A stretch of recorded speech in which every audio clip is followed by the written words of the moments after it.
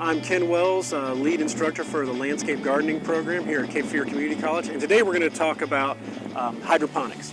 And hydroponics is basically growing plants without soil. We start out starting little lettuce seedlings like this, and we're going to be planting them in our hydroponic float bed.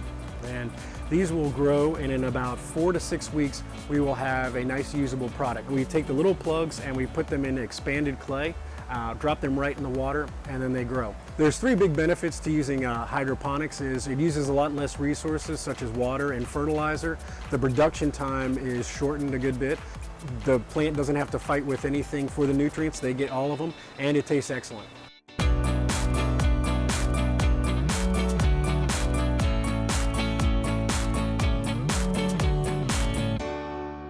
And here we are, the final product. Pretty good.